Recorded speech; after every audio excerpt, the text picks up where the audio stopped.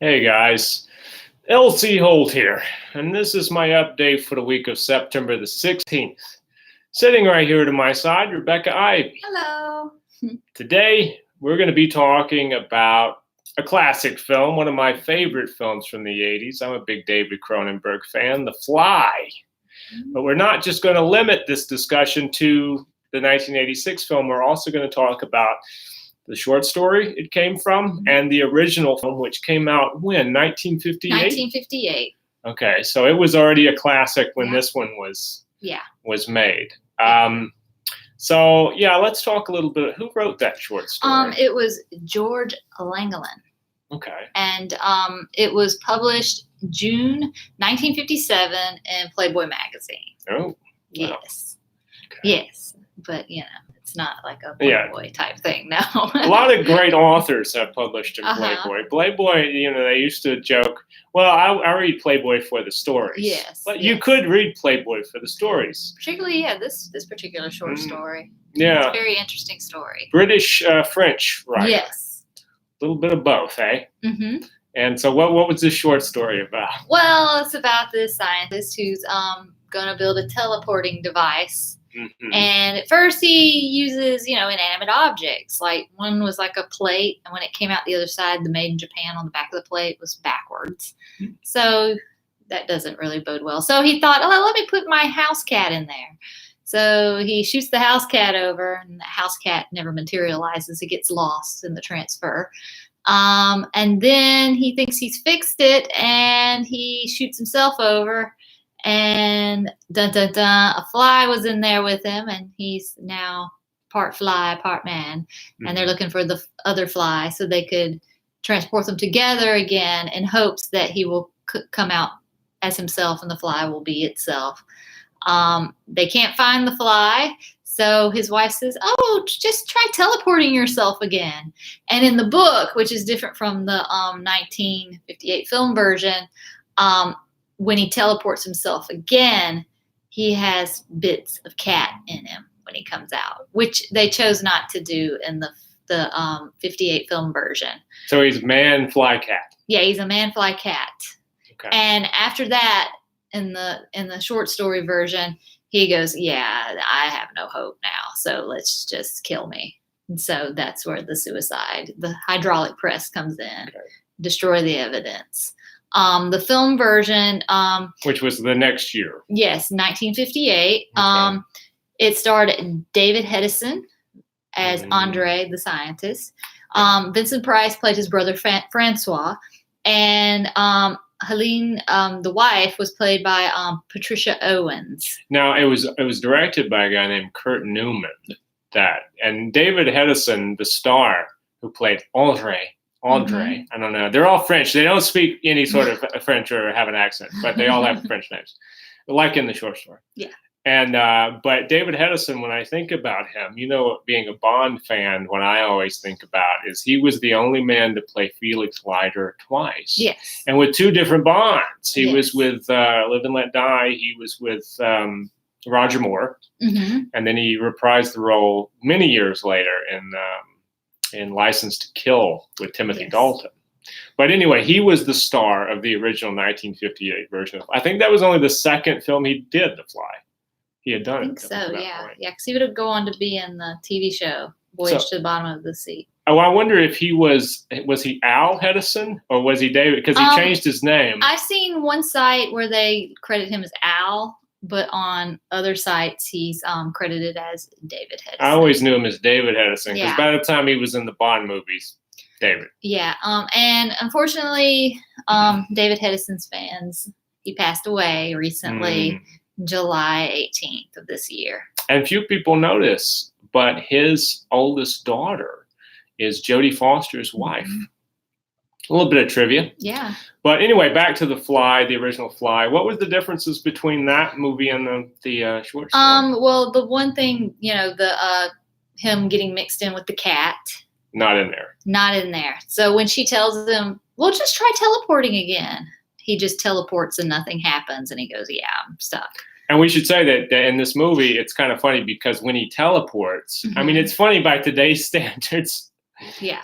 Because when Andre David Hedison teleports, he has a fly's head. I mean, it's a fly head and a little arm and a fly hand. Yeah. And he wears like a cloth bag thing over it most of the time until he reveals himself. And there's the famous scene where she's screaming and it's all the little the little fly eyes. The fly eye perspective of her. There also is a major difference in the ending, particularly for the wife. In the short story, she kills herself by cyanide. In the film version, obviously, it's the 50s. They are not going to let that happen. So basically, it's kind of like would you say it's kind of happy in a way, but sad, bittersweet? Yeah, they kind of walk off as the strings rise. Yes, yeah. That is to say, son. Francois, who is the brother of the David Hedison character. Vincent Price is David Hedison's brother. Yeah. If you can believe that. But anyway, in the movie, a lot is made in this movie. The wife is the star of the original Fly. The scientist who Hedison plays, who creates the phone booth teleportation, I think it's called the disintegrator and reintegrator. Yeah. In that version, because that's the idea. Atomically, you disintegrate something and then you put it back together in the other booth. It dealt more with teleporting atoms, which was a very 50s idea. A lot of atomic stuff going on. Everything was about the atom, so that's what they were doing, breaking down the atoms. And the wife throughout the course of the story is trying to go ahead. Well, I was gonna say, because it picks up he's already dead.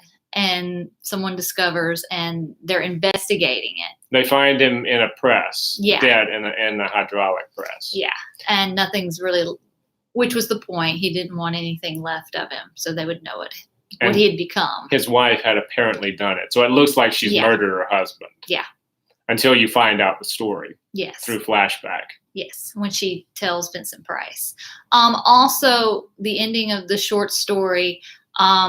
Francois, the brother, he just mentions, they just agree, she must be mad. And then he mentions, well, I did bury a fly with a white head next to my brother's grave. And that's kind of how it ends. And he's adopted the son.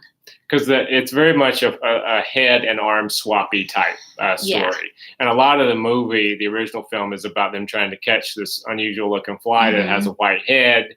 The little boy, the son, he had it in a box in the beginning, and she told him to let it go. And of course, she didn't realize at that time that the little white head on the fly was really the head of her husband, and that the fly had her husband's arm, because it's a body part switch. But it's kind of, it's a complete body part swap. It's a tiny little head. It's a tiny head. It's not like, it's not like he gets a tiny fly head. It's a man's size. It's in proportion with him. Right. Which was a lot of, when they did the remake, was a point of contention amongst some of the creative people, because it just seemed kind of odd that he would get a big fly head and a big fly arm. Yeah.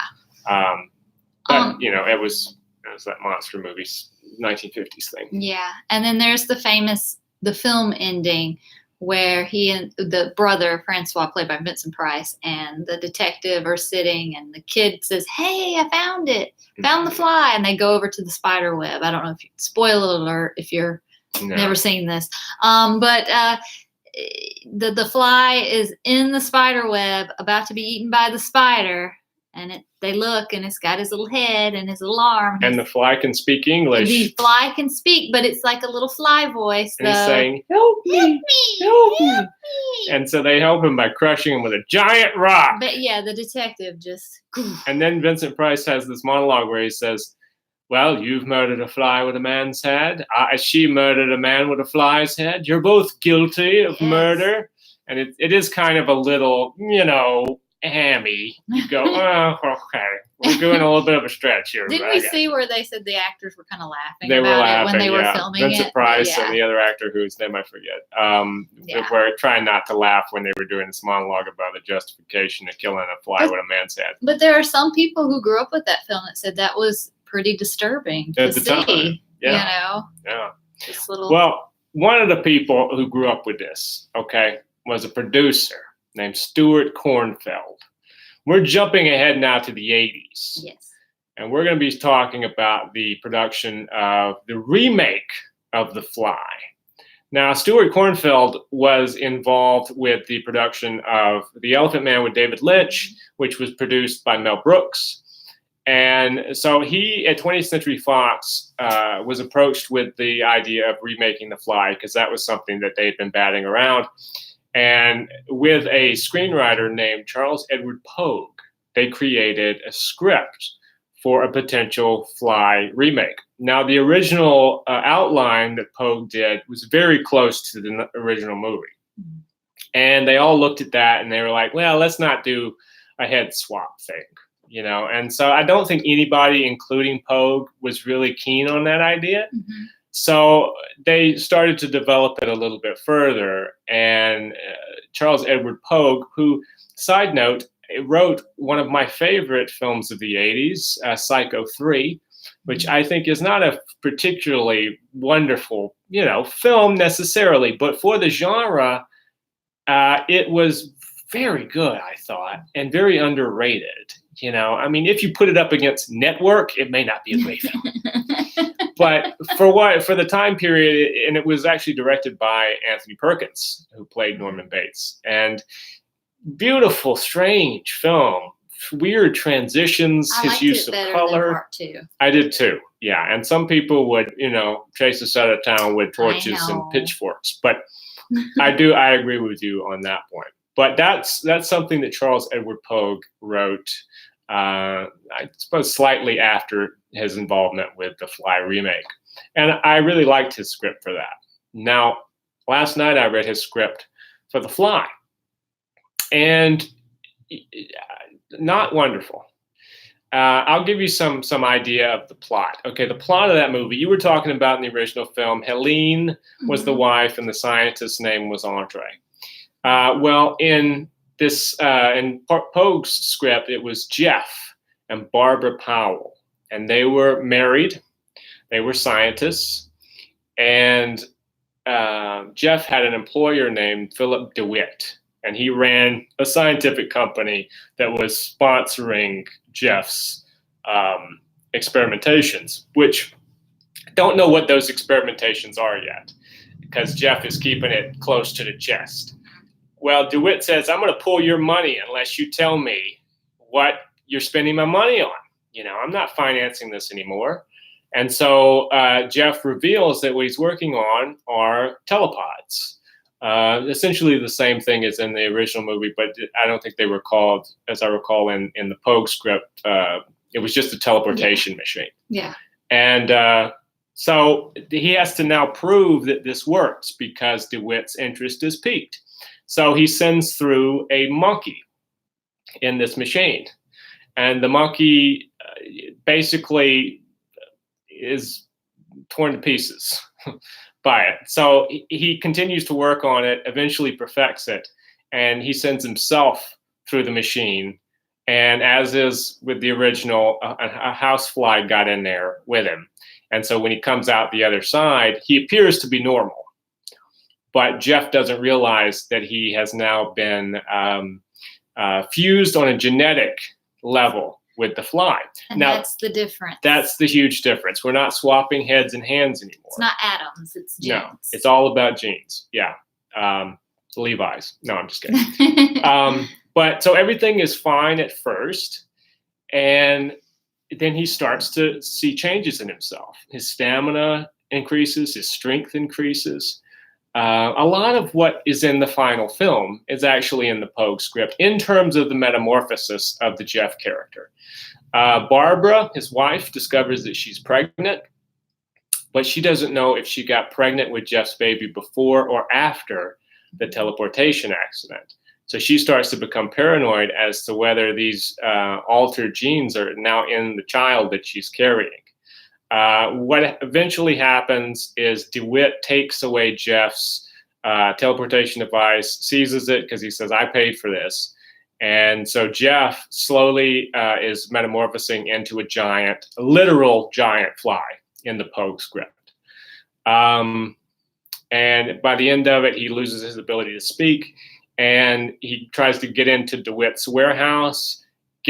finds the machine, and there's a big struggle. A fire is set, and Jeff is trying to to teleport himself, and maybe it'll change him. Well, the machine and him die in the fire. And the Pogue script ends with Barbara having a dream that she gives birth to a maggot baby. And then in the very last scene of the Pogue script, she gives birth to a baby, but it's perfectly fine. Theoretically, that the child was conceived prior to the accident. Mm-hmm. So that was the Charles Edward Pogue. And that doesn't sound that different than, but the difference really in the script is like the dialogue is not great. Charles Edward Pogue is one of those screenwriters who is very, he writes, every shot. So it's a lot more wordy. Mm-hmm. David Cronenberg, who eventually came to write the script, is far more sparse. He keeps it short and sweet in his screenplays. Not the same with Charles Edward Pogue. The dialogue, I think, is a little stilted in his. And it's to be noted, he did get credit. Yes, yeah, I'll get to that. Yeah, but Charles Edward Pogue and how he got credit, I think, is really a testament to David Cronenberg. Mm-hmm. But I just kind of wanted to go over the details of that draft, mm-hmm. and you can read that draft if you have. I don't have it within arm's length, but there's a DVD that has the Pogue draft on it. You can read the David Cronenberg draft and the short short story. Yeah, the original short story. Now the studio didn't like Pogue's script, and probably they didn't like it because of the florid dialogue, and it sounded. Reading it, I thought, if this had been made in the 50s, I think this dialogue would have fit. Yeah. But it doesn't really fit with an 80s milieu, I think. And that's probably what the studio felt like. So they said that we're not going to finance it. So Stuart Cornfeld said, well, hey, why don't if I could raise the money and I produce this on my own, would you be willing to give me the rights to remake it and then distribute the final film? You don't have to pay for it. And 20th Century Fox was like, yeah. I think the idea was, if you can find someone to, finance this script, sure, we'll distribute it. And so Cornfeld went to his old buddy, Elephant Man producer Mel Brooks, mm-hmm. and said, I have this, opportunity. 20th Century Fox is going to allow me to remake the 1958 Fly. We have a script. Would you be interested in producing it through Brooks Films, which was Mel Brooks's company that did not necessarily just produce Mel Brooks comedies? Mel Brooks was actually very interested in this time with producing other kinds of films, like The Elephant Man. Not a Mel Brooks comedy, The Elephant Man. And it gave David Lynch his first real, he had done Eraserhead before, but gave him his first real major, he was nominated for Academy Awards, as was this film, The Fly, actually. But we'll get to that later as well. So Mel Brooks did not like the script. He agreed with 20th Century Fox's executives in so much as, I don't think we're going to produce Charles Edward Pogue's script, but I like the idea. So let's develop the idea. And Mel Brooks kind of fired Pogue off the movie. He came back later and did a couple of polishes on a script that was written by Wallen Green, who has written or doctored a lot of scripts over the years. Now, once they had that script, which, they were okay with. I don't think there was an idea of this is the greatest script ever written, but maybe we can move forward. They started looking for a director. And their first choice was David Cronenberg. Now, David Cronenberg is a Canadian filmmaker who up until this point had made several very impressive films, mostly in Canada, in Toronto, because he is a proud Canadian. And so they were interested in him doing it. And they thought, well, if we can get Cronenberg, maybe we can transcend the genre a little bit. But do you know what David Cronenberg was busy working on at that time? What was it? Total Recall. That's right. Yeah, that's right. A guy named Dino De Laurentiis. Right, I forgot that. Yeah. The great Dino De Laurentiis. Conan. and a number of other movies. Dune with Yeah. the aforementioned David Lynch. Yes. Well, okay, here's the idea with the Total Recall deal. This guy named Ronald Shusett. Remember when we were talking about the original Alien? Yes. Below the many years ago? Yes, Or all those at years least ago. weeks. Ronnie Shusett, like I know him. Mm-hmm. Ronnie helped Dan O'Bannon write this draft of Alien, the original, which in and of itself was not a great script, the original one with O'Bannon. But Ronnie Shusett had the rights to Philip K. Dick's story, We Can Remember It For You, Wholesale, which became the basis for a movie called Total Recall.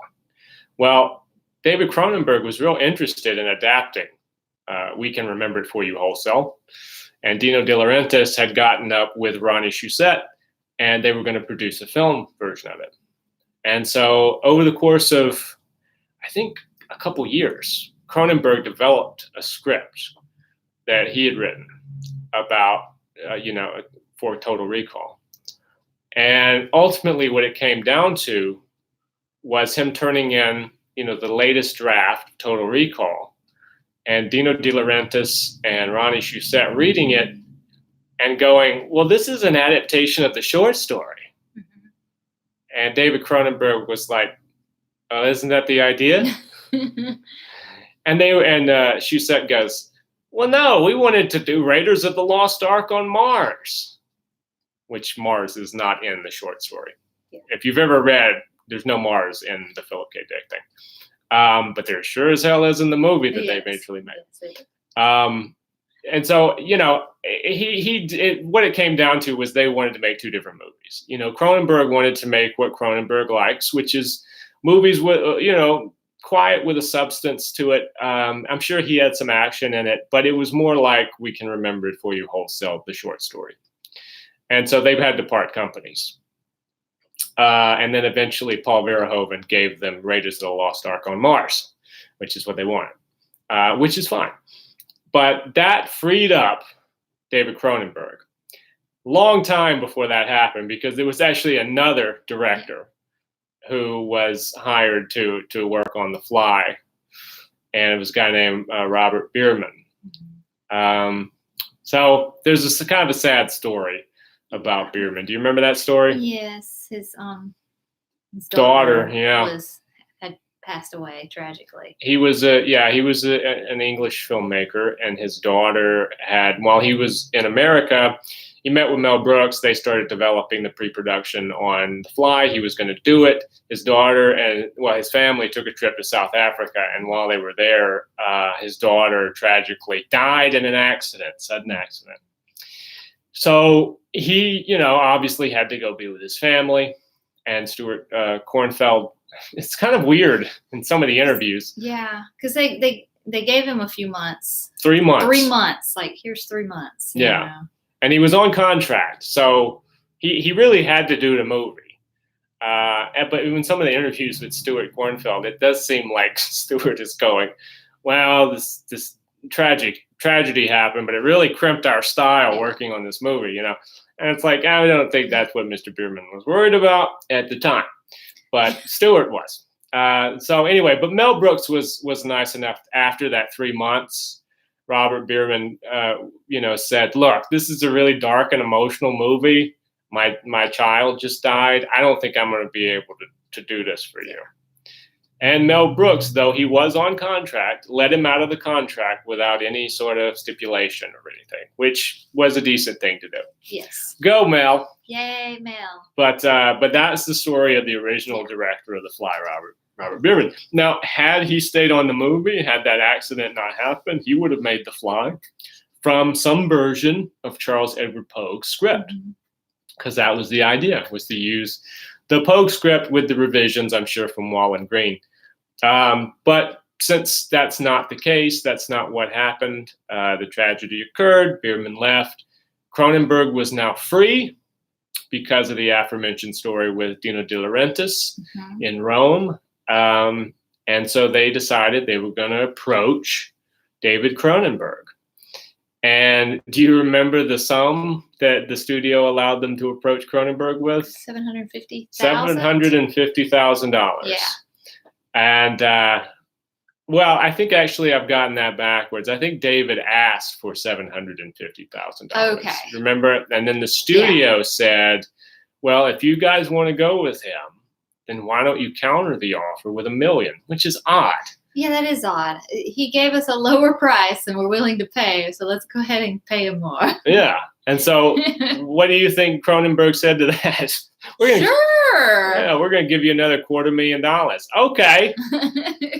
And so no, I wanted $750,000. Yeah, I demand $750,000. Keep your fucking quarter. Something about that number. It's magical. That's right. That would be like a Lynch thing, I think. Yes. Because you know that that David Lynch does this thing where he sets his alarm clock based on like the numbers have to add up to his lucky number. I didn't know that. Yeah, like he won't set the alarm clock for like 7 o'clock. He'll like set it for 7:07 or something because you know.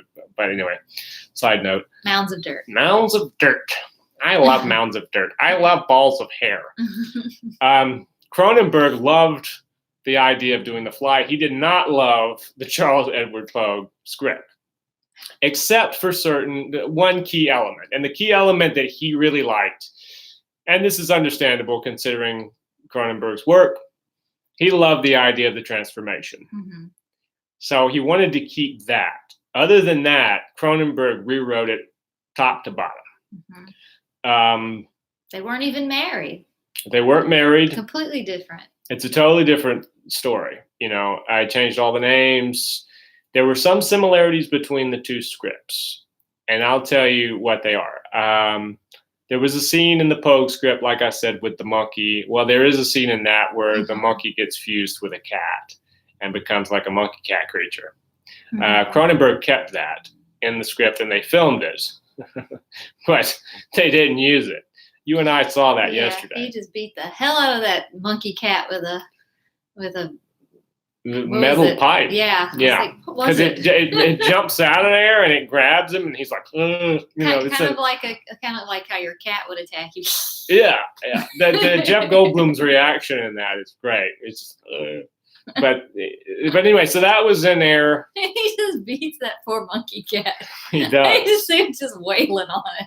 And what's interesting about that is that that's the beginning of a whole sequence that was cut out of the Cronenberg's final film, where he goes up on the roof and he screams, "God, why?" He doesn't scream that, but seems to be saying that sort of thing. And then a thing pops out of it. Right, after he falls down a wall. Like a little arm thing. And then he gnaws the arm off. Yeah. All of this was cut out of the movie. I actually liked the idea of him on the roof and then falling down the wall and the arm coming out and him chewing it off. I didn't like the monkey cat, though. Yeah. If you could have just kept him on the roof and then falling down, that would have been okay. But the monkey cat thing didn't really work. The monkey cat. No, that didn't really work out. But that was in Pogue's script, and Cronenberg retained it. Another thing that was in Pogue's script was at one point, the scientist character in that confronts a bag lady in an alley. Mm-hmm. And accidentally cuts her throat with his claw, his developing claw. Cronenberg kept that in his script, except he killed the bag lady with the vomit drop. Yeah. Because part of the transformation of the scientist in both stories was that he would lose his teeth, and he had to eat kind of like a fly does, by vomiting on the thing and then sucking it back up. Mm-hmm. Tasty. Yeah. But Cronenberg never filmed the bag lady sequence. Wrote it, never filmed it. Probably a good idea. Yeah, didn't they mention that they wanted him to still be likable in the audience, which is another reason why the monkey cat scene was cut. Right, yeah. Because after that, I think didn't they show it in a test screening? Yeah, the monkey cat made it into a test screening. And I think the audience was like, okay, we can handle everything up until you hurt that monkey cat. Yeah. How dare you hurt the monkey cat? And then I think when they had the scene where he chewed off his little fly arm, people started throwing up. Yeah. So they just decided to take that whole thing out. That whole scene, monkey cat and arm chewing. But they never even filmed the bag lady, because I think that would to see him murder some bag lady with vomiting on her. probably you'd have lost your audience there. And also, when he shows Geena Davis in the film that that's how he's eating, you're like, ugh. But then when he does it to Strathis. Oh, we'll hold off on that name because I'm getting there. Okay. But anyway, let me just say one more thing about the similarities between the Pogue and Cronenberg script. The maggot dream was kept, and that's in the final film. Only Cronenberg moved it more to the middle of the story. Yeah. Because in the Pogue script, remember, she has it at the very end, and then you see her give birth to the baby, and it's fine. Like Pogue had the thing with the butterfly.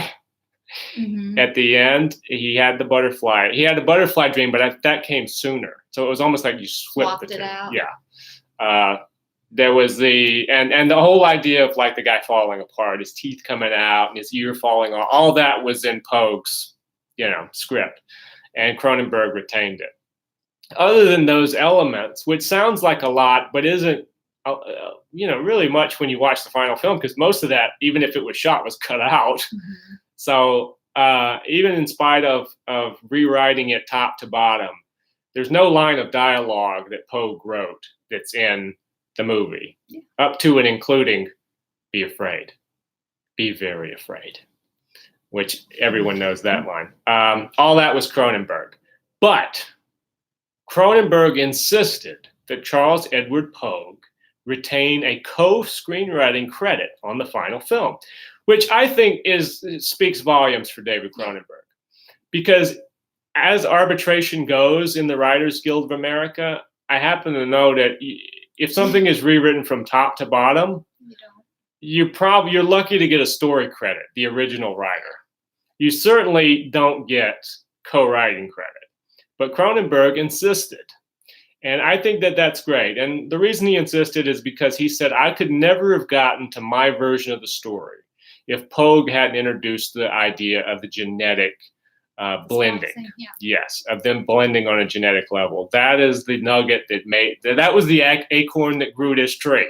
Yes. So Cronenberg was, I thought, a very, very gracious artist there in allowing him to have that. Now, Chris Wallace, who had worked on the special effects of Gremlins, was asked to do the effects of this movie. Return of the Jedi as well, wasn't he? Yeah, I believe so. Yeah. And he actually had to turn down doing Gremlins 2, the new batch, to do The Fly. Now, personally, I'm sorry, Gremlins 2 fans. I think you made the right decision.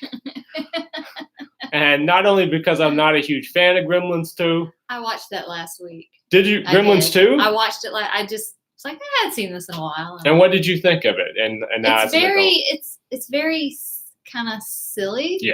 Much more, it's sillier than the original one. Definitely. Because the original Gremlins is like scary as fuck. It's a dark comedy. Yeah, it's very dark. Very dark. Not so much with the new batch. And it's very random as well, it feels like. Gremlins 2, as I recall, now I haven't seen it in years. Mainly I remember playing the Nintendo game. Yeah. Because I had the Gremlins 2 Nintendo game, which was kind of badass at the time. Yes. But in hindsight, maybe it's a little cheesy, but hey, it's Nintendo. What can you say? This was the early 90s, folks. But Gremlins 2, the new batch, had a lot of random shit. Like, let's just throw that in there. Could a gremlin turn into a bat? Sure. Yeah. Sort of thing. Yeah. And it had some clunky performances, too, by a couple of actors that are usually very good. Yeah. No names mentioned. But I think you know who I'm talking about. But anyway, so Gremlins 2, he turned that down to do The Fly. Great decision, mainly because he won an Academy Reward for The Fly. Chris Wallace's special effects won an Academy Award. And if you've seen the movie, you probably know why. Now, the cast that Cronenberg chose was primarily headlining Jeff Goldblum. Jeff Goldblum. And the studio heard about that, and they said, what in the hell are you thinking? Jeff Goldblum? He's not a leading man. He's funny looking, and he's got big ears. And he and Geena Davis's hair could be swapped out, and they look the same. That hair and that movie was... But Cronenberg was like, look, because he likes quirky actors. I saw in an interview one time where he says he really prefers to have an actor who has character to someone who is just traditionally a leading man, which might explain some of his choices of leading men. James Woods, Viggo Mortensen even later on. He likes the person to have an unusual sense to them, not just, hey, I'm good looking. Yeah. So it doesn't surprise me that Cronenberg wanted to go with Goldblum. But like I said, studio didn't like it, and Chris Wallace was like, for the makeup purposes, could we have somebody that didn't have big ears and a prominent bridge of the nose? And Cronenberg was like, well, I got Jeff Goldblum. And Wallace was like, well, I guess we'll make it work. And they did make it work. They did. And it worked like gangbusters. But he played the character, no longer Jeff not Andre from the original, not Jeff from the Pogue script, but now he was Seth Brundle. His girlfriend, as you said in this version, not his wife, was played by Geena Davis, who happened to be his real life girlfriend, and he would eventually marry. I think he did marry her. Yeah, Veronica Quaife was her name. And whenever I think Veronica Quaife, you know what I'm really thinking for that last name. But they never say Quaife in the movie, and in fact, they kind of call her Ronnie a lot, right? They don't even call her Veronica that much. But her character's name is Veronica. And now we're going to get to the character played by John Getz. Now, John Getz in The Fly plays a man named Strathis Borans. I'm going to say that again. John Getz plays a man named Strathis Borans. That's why I always look at you when I say that name. Like, am I saying it correctly? Did I imagine that? Yeah. I mean, okay. Now You should name your first child Strathis. Strathis Borans. Yes. Holt. Yes. Yeah. He'll be SB Holt. Yes. And so, anyway, I remember seeing an interview, because, Cronenberg also directed, I think, a great adaptation to Stephen King's The Dead Zone. That's a really good movie. I really dig that movie. But Stephen King in that novel had written a character named Johnny Smith. And I remember seeing an interview where Cronenberg was like, I would never name a character John Smith. But you will name a character Strathis Borans. Yeah. I'm sorry, it just sounds really made up to me. I mean, Seth Brundle sounds good. Veronica Quaife sounds good. But that was coming. Yeah, but Strathis Borans, every time I hear that name, I go, well, that sounds made up. What world are we on? But okay, I'm over it. That's just a little pet peeve of mine. I really love this movie, so don't get crazy, people. So anyway. Somebody named Strathis is going to comment. Right. A guy named Strathis and then another guy with a last name Borans. What are you trying to say? LC. But anyway, there was a real life love triangle going on. Because I don't know if I mentioned, well, you mentioned this. Jeff Goldblum and Geena Davis were together in real life. They had already worked on a little movie called Earth Girls Are Easy.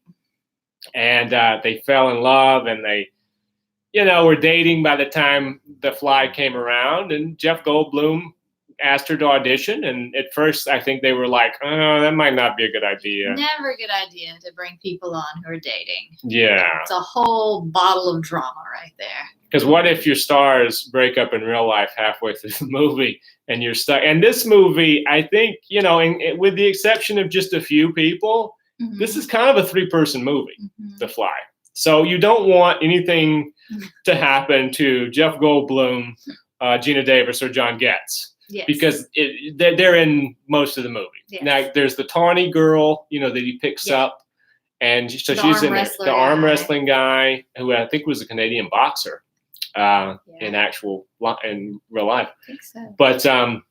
But anyway, so that love triangle that's in the movie bled over into real life. And there are some interesting interviews where Jeff Goldblum was really possessive of Geena Davis's time on the set and did not like scenes where she was getting close to Strathis Borans.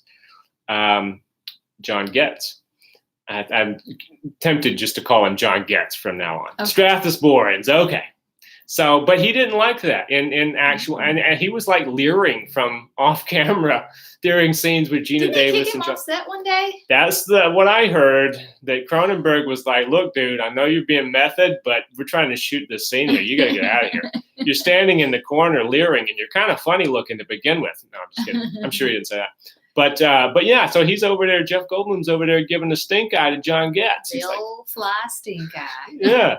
And there were some things we'll get to in a little bit about the ending that I happen to agree with Jeff Goldblum on, but we're not quite there yet. So there was a little bit of tension on and off set with this love triangle between Seth, Veronica, and Strathis. The telepods in this movie were based on the cooling vents on David Cronenberg's Ducati motorcycle.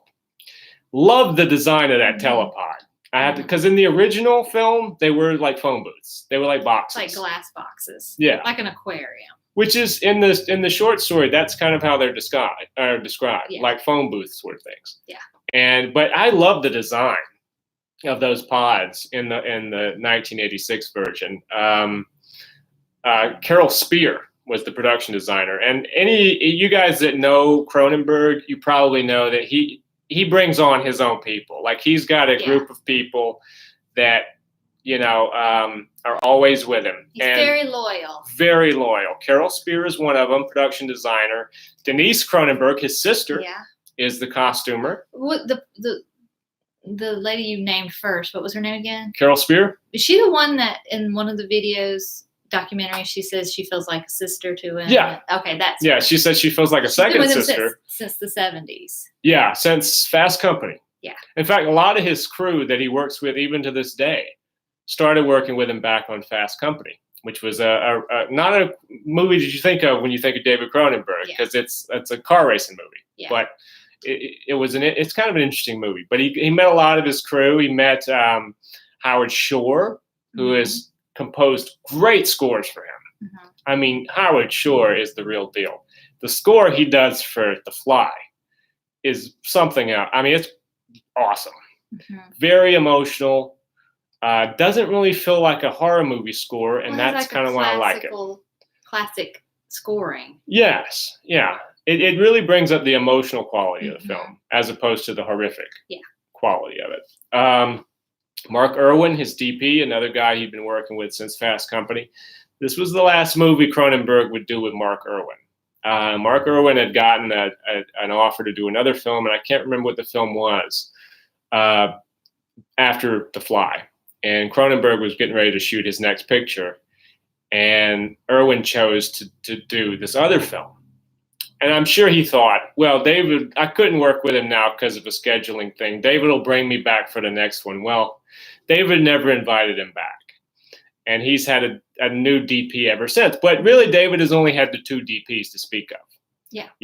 So as you said, very loyal. And it could just be that David worked with Peter on this one movie and decided, well, I like working with him. Yeah. So just stuck with Peter and didn't bring Mark Irwin back. That doesn't necessarily mean there's bad blood between them. But it's worth noting that this was Mark Irwin's final collaboration. He shot a hell of a movie with The Fly. It's a beautiful movie. And Ronald Sanders was the editor, who is, again, somebody Cronenberg still works with to this day. Now, few people noticed. Did you notice that there was actually, you know how every movie in the 80s had to have a song attached to it? There was a song that was commissioned for Fly. Really? Yeah. And there's a music video that has clips. There's a music video that has clips from the movie in it. And it's by Brian Ferry. Oh. And it's a song called Help Me. And originally, it was going to play during the end credits. But they tried it, they stuck it on there, and they were like, well, does the power ballad really fit? Did he also do Legend? Brian Ferry, I think that was Brian Ferry, yeah. But so they may have had him in mind from that. But he did this song, Help Me, and they tried to stick it on the end credits. They were like, this doesn't fit. So they went with Howard Shore because, the film ends with her mercy killing her lover as he's turned into this fly creature. And so once that's over and it fades to black, you might not want to hit the power ballad, I think was the idea. And so Brian Ferry's song didn't even end up on the soundtrack. It was kind of an obscure tune until he released it years later, I think, on a Greatest Hits. When you say power ballad, you know what pops in my head? What's that? I am the man who will fly. I don't know why. That would have not fit with The Fly either. But Yeah, so so they decided to go with Howard Shore's music, which I think emotionally is a much better end credits tune.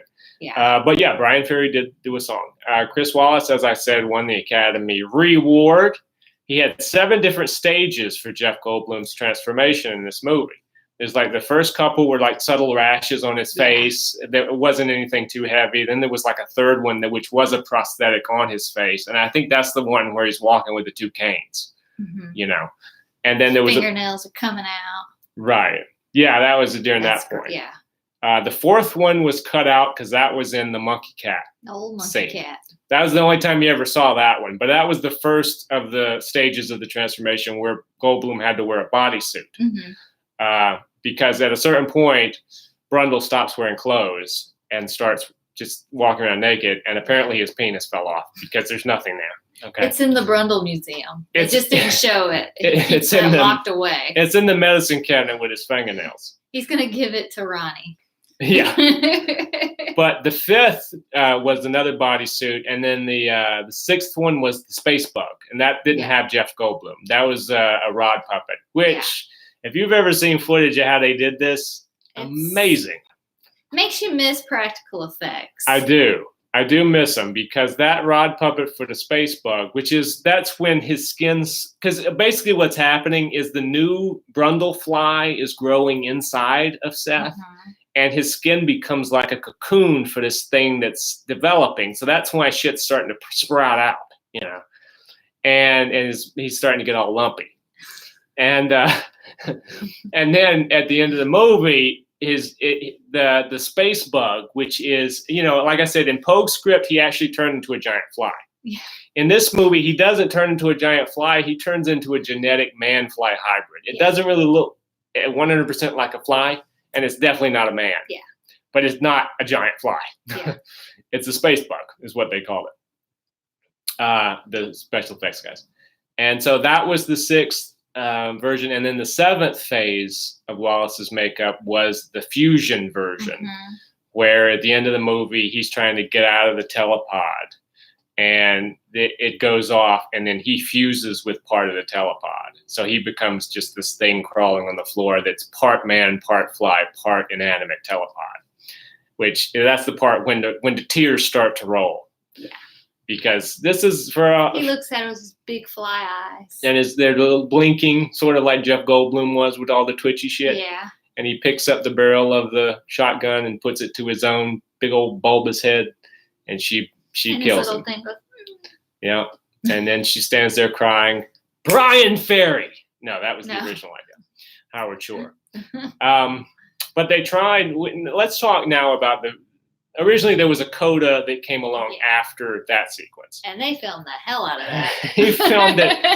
They filmed that thing 10 ways from Sunday. They were like, how many different versions can we put together of Ronnie's fate? Because there was one version, you're gonna have to help me keep track of these, okay? There was one version where she wakes up in bed with Strathis Borans. Yeah. And they are together and she's pregnant. Yes. With possibly Seth's baby. Yes. That she decided not to abort, which that's an element in the story. She's going to abort the baby because she has the maggot dream and thinks that this baby's going to come out as a monster. So that was one version of the coda. Another version was she woke up with Strathis Borans and she wasn't pregnant. So theoretically she had the abortion. Mm-hmm. And wasn't there one where she wakes up with him? And doesn't he say something about his babe? Wasn't there one? There was one where he says, there's one where she wakes up, she's pregnant, and then he says, this isn't Seth's baby, this is our baby. Yeah. And so then So, and then there's another version where she wakes, because Jeff Goldblum's big thing was, she can't wake up with Strathis Borans. I can't believe that our relationship didn't mean that much to her, and she went back to this jerk, who is a jerk for the most. You traumatized her with your flyness. And the fact you tried to fuse yourself with her. And your unborn baby. Which is very odd. I don't know how that would have worked, but why did he think? I never understood the logic behind that. The idea, I think, he's trying to get a cure, but maybe he's already lost his mind. Lost his marbles. Yeah.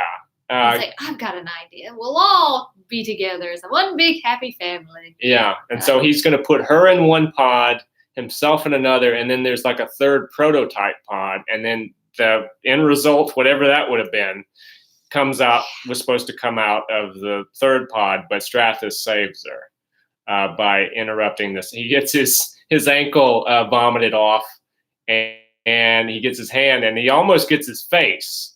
Mm-hmm. But Veronica saves him from that, because Seth Brundlefly is about to just take Strathis Borans out altogether, because he's pissed about this whole thing. He's like, look, pal, who do you think I am? Okay, so I look a little, so I'm not as attractive as I was. Okay, so I'm growing shit. Still my girl, all right? He's really pissed. It's your fault anyway. If she hadn't gone to meet you that night, and I hadn't gotten jealous, and no, I would never have gotten this. Throwing him back. That's right, because he's part fly, part Jeff Goldblum, and part liquor, because he was throwing back that liquor that night. He was. Maybe that's why he went crazy. It was like wet brain. Yeah. But anyway, so that happened, and then they did some versions of the coda where Veronica wakes up and there's nobody in the bed, no Strathis. Completely different bedroom. Totally different bedroom. This was after Jeff Goldblum probably pitched a fit. They're like, okay, well, let's build another bedroom. Yep. Looks like she's in Japan at first because there's that thing on the wall. And then, but she's not pregnant. And then they did another version where she wakes up in bed alone and she is pregnant. And I think they did another version, and I don't know what in the hell she was in that version. She just kind of like. It'd been funny if they just did a version where the bed was empty. It's like, nobody. But then what ended all of these codas is she falls back asleep, and then she was going to have a dream of you see the little. Yeah, there's a stop motion baby that grows butterfly wings and then flies off to heaven. But that baby looked like it had demon eyes. That was a weird looking baby. I mean, I get the concept is a neat concept, but the execution was just scary looking. That baby's eyes. The baby looked really demonic. And the butterfly wings didn't help because it had wings and it was flying off into some darkness. Who said it looked like a Japanese toilet? I said it looked like a Japanese toilet paper commercial. Just the whole way, and the music that was playing over it, it just looked like a toilet, like a roll of toilet paper should have appeared in the light. So everybody except for Stuart Cornfield thought that looked terrible. Mm-hmm. So thankfully that was cut. But the whole, they wasted all this time and money shooting these codas where she's in bed pregnant, she's not pregnant, she's with him, she's not with him. They didn't use any of it. Well, they did in the test screening where she's with her, and because Jeff Goldblum was on the phone, I was like, "What? What was?" And the audience hated it. Good. Okay. Right. Validated. I never liked that guy. But anyway, the final film they went with was a huge success. $60 million it made on a $15 million budget, which in 1986. That is some big moolah. Yeah, especially for a film that's pretty low budget by studio standards. That has 3 people in it. I mean, it's a 3-person movie essentially.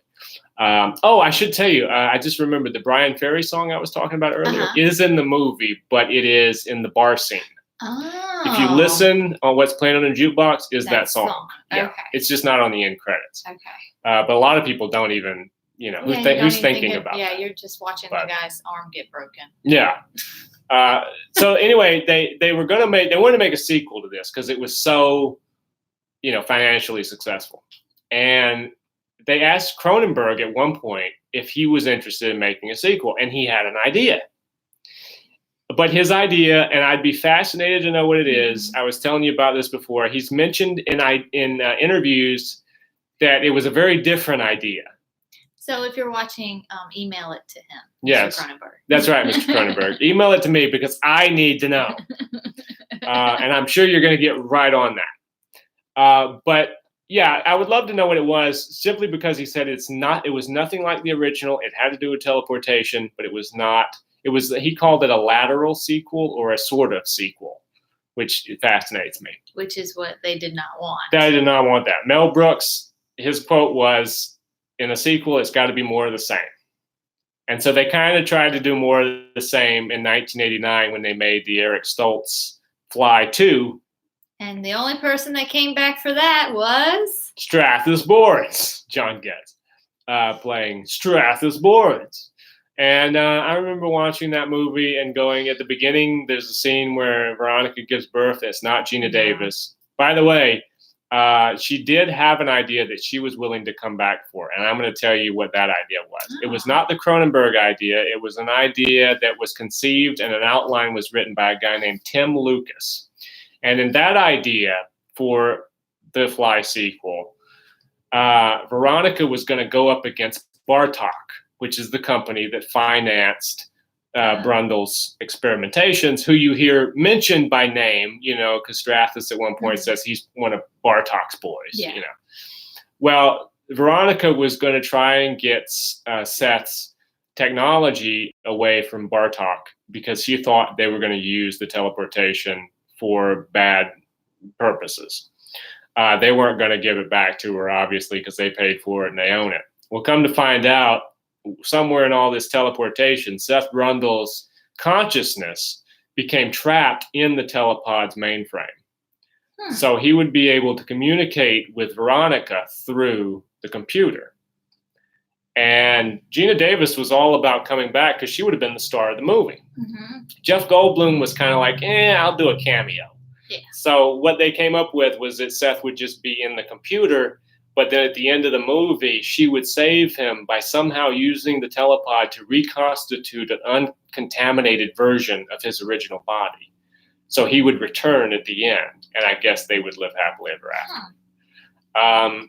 Obviously, that's not what the movie that they made in '89 with Eric Stoltz, which was about their kid. And a woman who is not Geena Davis dies at the beginning, but it's supposed to be Veronica. And that always bothered me when I was a kid because I didn't understand the recasting concept. Yeah. I was like, that's not Veronica. I still don't understand the recasting concept, but that's just me. In a lot of these things, I mean, so what do you think of that idea, the Tim Lucas one? That's interesting. I don't know if I want her to have a happy ending. I don't want him to get a new body. That does seem a little cheesy. Yeah. But the idea that he's stuck in there, because technically he did fuse with the at the last. Well, and the thing about the Fly that I always come away with is this tragedy. Yeah. That's the impact. Yeah. And I told you earlier this week, I said, at the end when she shoots this thing, guy's got his hand and his foot burned off. I'm like, how do you explain that to the authorities? Yeah. Hey, my boyfriend is trying to kill my ex. He's turned into a giant fly, and now he's fused with a telepod. And I had to shoot him. Yeah. See you in a little while. And then they wait for the cops to come. I don't know. That would be interesting. What was that like? That question. They don't explain that in the Eric Stoltz sequel either. No. Really, the Eric Stoltz, it's like what Mel Gibson said. Mel Gibson. Woo! You're on one. Shame on me. It's like what Mel Brooks said. It is more of the same. It's just that his son has this inherent gene in him, and at a certain point it's triggered, and then Eric Stoltz starts to turn into a fly that looks a lot like what Jeff Goldblum looked like. Nothing. I didn't really. I mean, Frank Darabont helped work on the script. Yeah. And I generally am a Frank Darabont fan because I think he knows how to write a good story. His contributions did not help The Fly too. So, but anyway, that was the sequel that they made, and it wasn't particularly successful. And Cronenberg always likes to point that out. You didn't use my idea, and yours flopped. Well, hey, the original Fly had sequels that. Well, that's true. The 1958 version did have a couple of sequels of its own. We won't get into that too much, but it had some sequels. But if you're on a Fly mood, you can have 5 Fly movies to watch all together. They need to release the ultimate set: the 1958 Fly, Return of the Fly, Curse of the Fly, The Fly, and then The Fly 2, and then you'll end up watching 2 of those. Yes. And never watching any of the others. Well, you can buy the original 3 in a box set. Right. They just haven't put out my suggestion, which is the ultimate set. Yes, the ultimate Fly. Right. And it comes in a box shaped like a swatter. Yeah, that would be awesome. Awesome. So anyway. Or the teleporting thing. Right.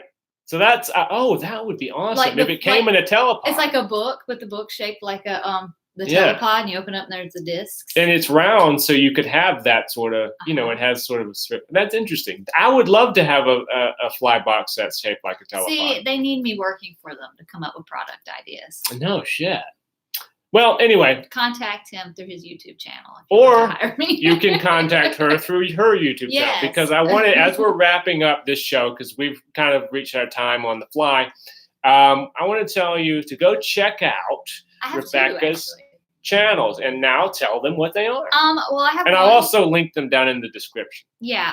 The first one is called Rivey Girl Fitness, and I'll be discussing, products, fitness, health, lifestyle products. And the second one is my music channel, which this week, is it this week? Yeah, this week there's going to be a music video premiere. Yes, on that channel. That I might have something to do with. Yes. Or maybe not. Who knows? You'll have to go over there and check it out. So stay tuned. So it's Rebecca Ivey? Rebecca Ivey is the music channel that I will start posting to this week. And the other one is called Rivey Girl Fitness. Rivey Girl Fitness. Yep. Okay, so guys, go check that out. Subscribe. Check out her content that's coming up. I hope that you enjoyed our discussion in this retrospective of The Fly. And we'll be back, of course, next week with some more interesting stuff. Maybe a true crime show. I know you all love those. So until then, you guys have a good week and take care of yourselves. I'll see you.